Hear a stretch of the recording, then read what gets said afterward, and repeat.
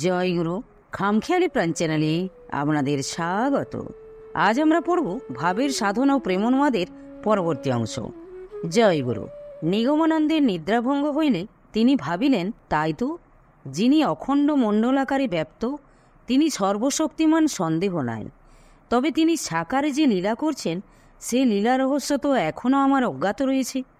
সঙ্গে সঙ্গে তাহার প্রাণে এই অপূর্ণতার পূর্ণতা সাধনে তীব্র ব্যাকুলতা আসিয়া পড়িল। তখন তাহার গৌরীমার কথা মনে পড়িল। নির্বিকল্প অবস্থা লাভ হইলে নিগমানন্দকে তাহার কাছে পাঠাইয়া দিবার জন্য গৌরীমা সচ্চিদানন্দ পরমহংসদেবকে বলিয়াছিলেন। ইহা তাহার স্মরণ হইল। মনে হইল হয়তোবা সেইখানেই তাহার পূর্ণতা লাভ হইবে। অতঃপর গাত্রোত্থান করিয়া স্নানান্তে অন্নপূর্ণার মন্দিরে উপস্থিত হইলেন। দেখিলেন মায়ের মূর্তি জলজল করিতেছে। তাহাতে তাহার ব্যাকুলতা অধিকতর তীব্র হইয়া উঠিল। অতঃপর নিগমানন্দ পুষ্করে গুরুদেবের নিকটে উপস্থিত হওয়া নিষ্প্রয়োজন মনে করিলেন। পরন্তু সোজা গৌরীমার কাছে পৌঁছিবার জন্য তাহার মনে দৃঢ় সংকল্প জাগিয়া উঠিল। বদ্রীনারায়ণ যাইবার পথে সচ্চিদানন্দ পরমহংসদেবের সহিত নিগমানন্দ গৌরীমার আশ্রমে উপস্থিত হইয়া তাহার সহিত সাক্ষাৎ করিয়াছিলেন এবং ফিরিবার কালেও তথায় উপস্থিত হইয়াছিলেন। সুতরাং দুইবারের অভিজ্ঞতায় মুসৌরি হইতে গৌরীমার আশ্রমে যাইবার পথ নিগমানন্দের স্মরণ ছিল। অতএব তিনি প্রথমে মুসৌরির দিকে রওনা হইলেন। অর্থসঙ্গতি না থাকায় নিগমানন্দ পদব্রজে চলিতে আরম্ভ করিলেন। কিন্তু 4-5 দিন হাঁটিবার পর পথিমধ্যে কোনো কোনো সহৃদয় ব্যক্তি তাহাকে গন্তব্যস্থানে অনায়াসে ও অল্প সময়ে পৌঁছিবার জন্য অর্থ সাহায্য করিল। নিগমানন্দ সেই অর্থ ব্যয় করিয়া পরবর্তী 2 দিন মধ্যে মুসৌরি উপস্থিত হইলেন। অতঃপর যথাসময়ে তিনি গৌরীমার আশ্রমে পৌঁছিলেন। আশ্রমের বহির্দেশস্থ প্রহরীর নিকট নিগমানন্দ কহিলেন, মাকে বলো যে সাধুকে পূর্বে আসতে বলেছিলেন সে এসেছে। প্রহরীটি যেন কথাটি গ্রাহ্য করিল না। নিগমানন্দ বাহিরেই সেদিন অপেক্ষা করিলেন। পরদিন আবার প্রহরীকে অনুরোধ করায় প্রহরী গৌরীমার নিকটে সংবাদ জানাইল এবং তাহাকে ভিতরে লইয়া যাইবার আদেশ হইল। সেখানে তাহার থাকিবার জন্য গৌরীমা একটি ঘর নির্দিষ্ট করিয়া দিলেন। তারপর তাহার আনুপূর্বিক জীবন কাহিনী শ্রবণ করিলেন। নিগমানন্দ স্ত্রী বিয়োগ হইতে আরম্ভ করিয়া ইষ্টদেবী দর্শন, জ্ঞান সাধন, যোগ সাধন ও নির্বিকল্প সমাধি ইত্যাদি পরপর বর্ণনা করিয়া শ্রী শ্রী অন্নপূর্ণা দেবীর স্বপ্ন আদেশ বৃত্তান্ত কহিয়া ভাবের সাধন জন্য অতঃপর গৌরী দেবীর নিকট আসিয়াছেন এই সমস্ত ঘটনা সবিস্তারে কহিলেন। গৌরীদেবী সকল কথা শুনিয়া কহিলেন, এত সব কঠোরতার ভিতরে কেন গেলে? মাকে বললেই তো হতো, তিনি সব জানিয়ে দিতেন, তার কাছেই তো সব পেতে পারতে। যাক, তোমার জীবনে পরপর এইসব সাধনার প্রয়োজন আছে বলেই গুরু তোমাকে দিয়ে এসব করিয়ে পূর্ণ করে নিলেন। আচ্ছা, তোমাকে আমি ভাবের সাধন শিক্ষা দেব। তারপর নিগমানন্দ গৌরীদেবীর কৃপা প্রাপ্ত হইলেন এবং তাহার নিকটে ভাবের সাধনা শিক্ষা করিলেন। তাহার অন্তরে প্রেমের প্রশমন খুলিয়া গেল। সাধনা দ্বারা প্রেম লাভ করা যায় না। মহতের কৃপায় উহা এক প্রাণ হইতে অন্য প্রাণে সঞ্চারিত হয় মাত্র। তখনই ভাবের সাধনা আরম্ভ হয়।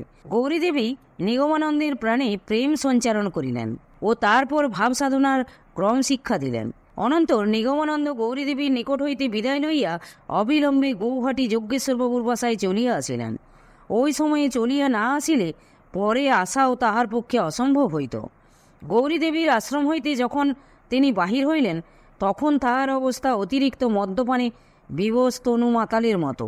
মদের নেশায় মত্ত হইয়া মাতাল যেমন টলিতে টলিতে পথ চলে, সেইভাবে কোনো প্রকারে নিজকে সংযত রাখিয়া নিগমানন্দ যজ্ঞেশ্বরবাবুর বাসায় আসিয়া পৌঁছিলেন। যজ্ঞেশ্বরবাবুর বাসায় নিগমানন্দ 3 মাস কাল বাহ্যজ্ঞান শূন্য হইয়া কাটাইলেন। তাহার স্ত্রী মৃণালিনী দেবী সন্তানের মতো তাহার সেবা, পরিচর্যা ও রক্ষণাবেক্ষণ করিতেন। এই প্রসঙ্গে শ্রী শ্রী ঠাকুর পরে বলিয়াছেন, যজ্ঞেশ্বরের স্ত্রী আমার কি সেবাটাই করেছে তার কি বলবো। তখন সর্বদা পাগলের মতো থাকতাম। কখন যে মলমূত্র ত্যাগ করতাম, কখন স্নান করতাম কিছুই জানতাম না। কোনো সময়ে বা বিছানাপত্রেই মলমূত্র ত্যাগ হয়ে গিয়েছে। এদিকে আমি হয়তো হেসে আকুল হচ্ছি, ওদিকে চোখে অজস্র ধারা বইছে। এক এক সময় হাসছি, আবার পরক্ষণেই হয়তো কাঁদছি। যজ্ঞেশ্বরের স্ত্রী নিজ হাতে আমার মলমূত্র পরিষ্কার করত, আর শিশু সন্তানকে মা যেমন রাখে তেমনই সর্বদা চোখে চোখে রাখত।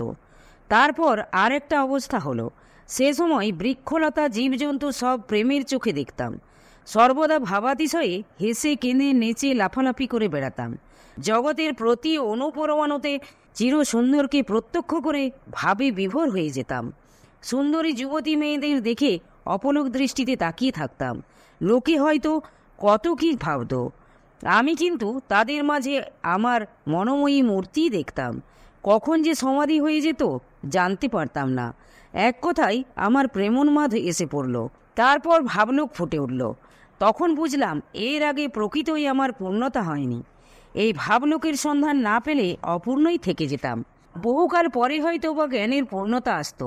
বর্তমানে জ্ঞানের আদর্শ নির্গুণ ব্রহ্ম, কিন্তু ইহা পূর্ণ আদর্শ নয়। নির্গুণ সগুণের মূল ভাবলোকের স্বরূপাবস্থার জ্ঞান না হলে অপূর্ণই থাকতে হয়। যিনি নির্গুণ ব্রহ্ম ও ভাবলোক উভয়কে জ্ঞাত হয়ে জ্ঞান লাভ করেন, তিনিই প্রকৃত স্বরূপপ্রাপ্ত হন। এই ভাবলোকের কথা বুঝাইতে গিয়া শ্রী শ্রী ঠাকুর বলিয়াছেন, প্রথমে নির্গুণ ব্রহ্ম তিনিই গুরু। তার ইচ্ছা হলো লীলা করবেন। লীলা একা হয় না, তার এই ইচ্ছা মাত্রেই তাহাতে মায়ের উদ্ভব হলো। এই মাই সগুণ ব্রহ্ম বা ঈশ্বর। ওই মা হতে একজন পুরুষ আর একজন নারীর উদ্ভব হলো। এই পুরুষ নারী হতে জীবজগৎ স্থাবর জঙ্গমাদির সৃষ্টি হলো। মা তখন দেখলেন তিনি অপূর্ণ, তার ভিতরে যেন কিসের অভাব। দেখলেন তার সবই আছে, স্বামী নেই। তাই তিনি তপস্যা করতে লাগলেন। তাই তপস্যায় গুরু হয়ে নির্গুণ ব্রহ্ম সাকারে নেমে এলেন।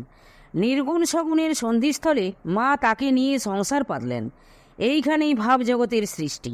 মা বা সগুণ ব্রহ্ম নির্গুণ ব্রহ্মের সেবার জন্য ভাবজগতে চিন্ময় গাছপালা, ঘরবাড়ি, পশুপক্ষী প্রভৃতি যা কিছু প্রয়োজন সৃষ্টি করলেন।